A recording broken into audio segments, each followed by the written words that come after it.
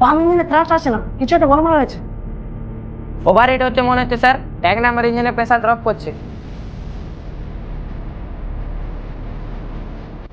Alright, fire system on করে এক্ষুনি। ডান engine stable, কিন্তু গতি হারাচ্ছে স্যার।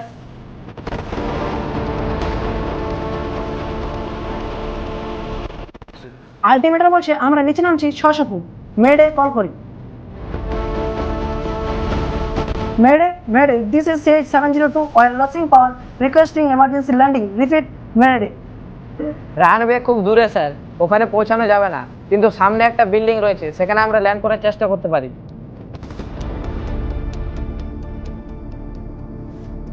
রেসপন্স পাচ্ছি না স্যার, হ্যান্ডেল কন্ট্রোল লক হয়ে গেছে।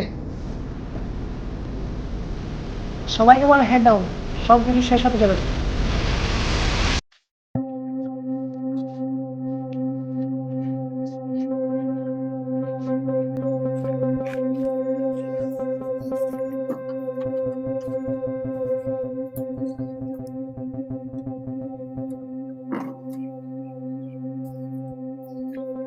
হ্যালো, কি ব্যাপারে? তুই এতদিন কল করিসনি কেন আমাকে? এতদিন মানে পরশুই তো করেছিলাম।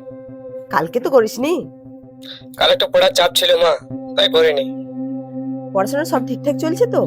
আর ওই তোর বন্ধুটা বাড়ি গিয়েছিল, এসেছে? হ্যাঁ মা, সব ঠিকঠাক চলছে, আর বন্ধুটাও আজ এলো।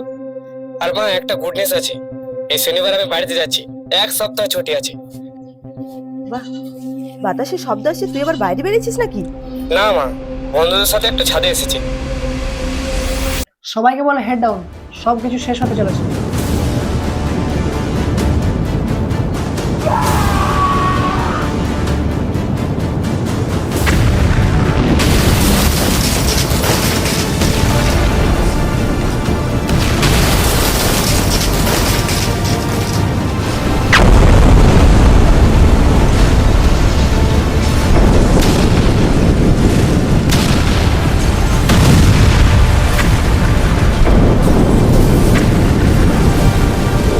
হ্যালো শুভম, এটা কিসের শব্দ?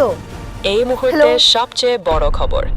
12 জুন 2025 বিকেল 2:15 এক ভয়াবহ বিমান দুর্ঘটনায় কেঁপে উঠল গুজরাতের আহমেদাবাদ শহর।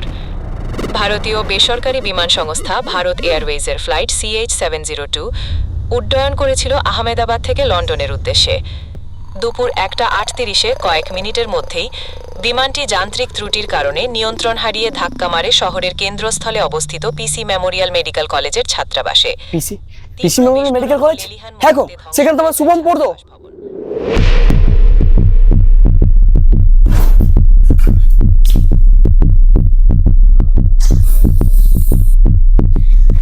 সারা তোর জন্য আমার ছেলেকে আজ মরতে হলো, আমি তোকে ছাড়বো না।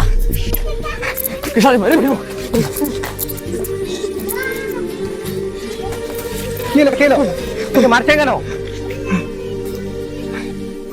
ছাড়বো না ওই শালাকে, ওই শালার জন্য আমার ছেলে মরেছে, আমি ওকে ছাড়বো না। কেন, ওই জন্য কি করে মরলো তোমার ছেলে? বংশী বাবু, ও বংশী বাবু, আপনি আপনার ছেলের রেজাল্ট দেখলেন? না। কেন মাস্টার মশাই, ও তো পেয়েছে আমার ছেলে। আপনার ছেলে ব্লকের প্রথম হয়েছে। কি বলছেন মাস্টার মশাই? হ্যাঁ বংশী বাবু, আমি একদম সত্যি কথা বলছি। আপনার ছেলের মাথা একদম তীরের মতো ধারালো। দেখবেন আপনার ছেলে একদিন আপনার নাম উজ্জ্বল করবে। আমি জানতাম মাস্টার, আমার ছেলে পারবে। আমার ছেলেকে আমার মতো গ্রীষ্ম রোদ বর্ষা জল খেতে হবে না। হ্যাঁ, কিন্তু তার জন্য তো আপনার ছেলেকে ভালো কোনো কলেজে পড়াতে হবে। তাহলে তো অনেক টাকা খরচ হবে মাস্টার। হ্যাঁ, তা তো হবে। আপনার তো এত জমি, কোনো একটা জমি বিক্রি করে দেন, পরে যখন আপনার ছেলে ডাক্তার হয়ে বাড়ি ফিরবে তখন আবার কিনে নেবেন। ঠিক আছে মাস্টার মশাই, আমি টাকা জোগাড় করছি, আপনি ভালো করে সন্ধান করুন। হ্যাঁ বংশী বাবু, ভালো কলেজ আমার দেখা আছে। কলেজ দূর হবে কিন্তু বেশ ভালো, পিসি মেমোরিয়াল কলেজ।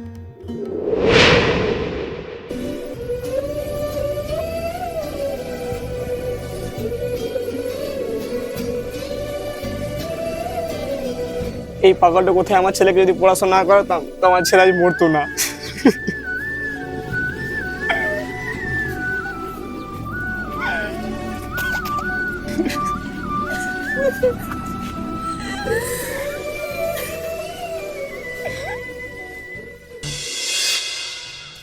উনি কি বললেন?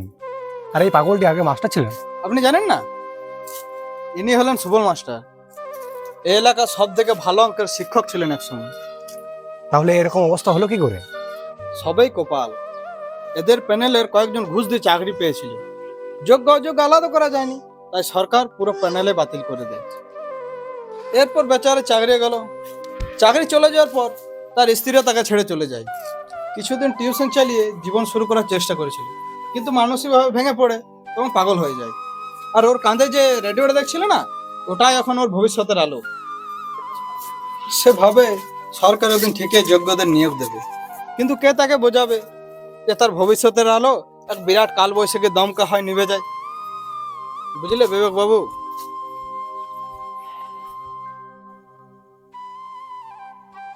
কি দিনকাল এলো যে মানুষটাকে সবাই স্যার বলতো, তাকে দেখে এখন সবাই সরে পড়ে।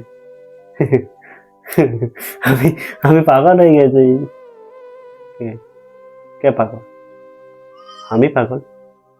না না, আমি পাগল না, সমাজ পাগল, তুই পাগল, সবাই পাগল, সবাই সবাই পাগল। আমি তো অঙ্কের শিক্ষক, তুই ঘুষ দিয়ে শিক্ষক হয়েছে। না, আমি ঘুষ দিয়ে শিক্ষক হইনি, বিশ্বাস করো। আমি কলম দিয়ে পাস করেছি, টাকা দিয়ে না। টাকা দিয়ে পাস করিনি, তাও কেন ওরা সবাই আমাকে ঘুষ দিয়ে চাকরি পেয়েছি বলে? আমি ঘুষ দিয়ে চাকরি পাইনি। আমি লিখে পাস করেছি, ঘুষ দিয়ে নয়। আমি ঘুষ দিয়ে চাকরি পাইনি। আমি ঘুষ দিয়ে চাকরি পাইনি।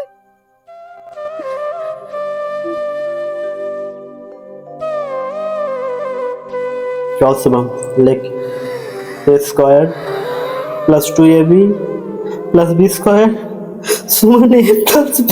স্যার, আপনি কাঁদছেন? আপনি আমাদের শিক্ষক। আমাদের আলো যখন নিভে যায় তখন আপনি তো প্রদীপ জ্বালিয়ে দেন, আর আপনি কাঁদলে আমরা কার দিকে তাকাবো স্যার?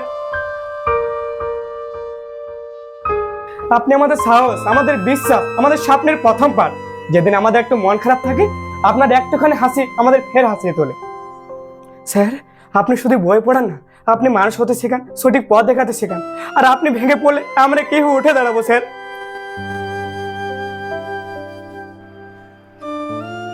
আপনার চোখের দিকে তাকালে কঠিন কঠিন অঙ্কের সাথে লড়াই করে শক্তি পায় স্যার। আর আপনার চোখে জল, দয়া করে স্যার আপনার চোখে জল মুছে ফেলুন স্যার, দয়া করে মুছে ফেলুন।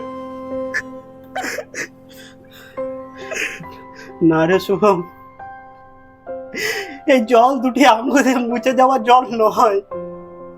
এই জলে আছে অজস্র যন্ত্রণা, প্রতিটা ফোঁটার ভিতর আছে অসংখ্য প্রার্থনা, বঞ্চনা আর ত্যাগের দীর্ঘ ইতিহাস। এই জল শুধু এই জল শুধু কান্না নয় রে, এটা শিক্ষক জাতির অসম্মানের জল, একজন সাধকের ধ্বংসের জল। তুই জানিস শুভম, আমি এই চাকরিটা একদিনে পাইনি। বছরের পর বছর বুকে বই নিয়ে ঘুমিয়েছি, দিনের পর দিন অভাবের সঙ্গে লড়াই করে নিজের বিশ্বাসকে জিতিয়েছি।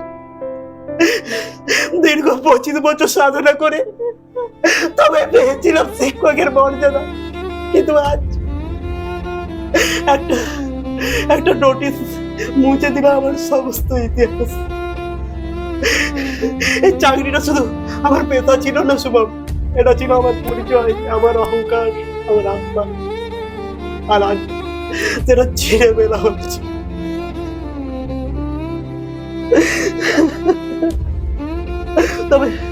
তবে শুনে রাখ শুভম, চাকরি হয়তো নেই, কিন্তু শিক্ষকতা এখন রক্তে বেঁচে আছে। জানিস, শিক্ষকতা রক্তে বেঁচে আছে। আর আমি শেষ নিঃশ্বাস অব্দি শিক্ষা দেব।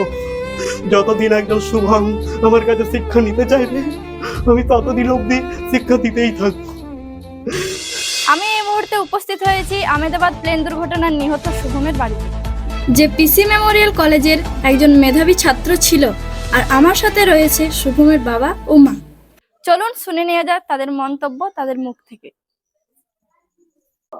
শেষ হয়ে গেছে, একদম সব কিছু শেষ হয়ে গেছে। নিমেষের মধ্যে শেষ হয়ে গেল আমার শুভ। শুধু বলেছিল মা আমি শনিবার বাড়ি আসবো। আপনি কখন এই দুর্ঘটনার খবর পান? আমি ফোনে কথা বলছিলাম, ও বলেছিল মা আমি ছাদে আছি, একটু বাতাস খাচ্ছি। তারপর একটা ভয়ঙ্কর শব্দ, ফোন কেঁপে উঠলো। তারপর আর কিছু মনে নেই আমার। এই গল্পটা শুধুই শুভমের নয়, এই দুর্ঘটনা কেড়ে নিয়েছে আরো 270টি পরিবারের শেষ আলোটুকু। হাসি থেমে গেছে, স্বপ্ন ভেঙে পড়েছে, বুকের ভেতর শুধু শূন্যতা। তবে আপনাদের কাছে একটা অনুরোধ রইল, যদি এমন কোনো মুহূর্তের সাক্ষী হন যেখানে জীবন মৃত্যুর সঙ্গে লড়ছে, তখন ফোনের ক্যামেরা চালু না করে জলের বোতলের ঢাকনাটা খুলে দিন। হয়তো আপনার এক ফোঁটা জল ফিরিয়ে দিতে পারে কারো শেষ নিঃশ্বাস, আর সেই নিঃশ্বাস ফিরিয়ে আনতে পারে একটি ভেঙে যাওয়া পরিবারের মুখে ফিরে আসা সেই হারানো হাসি।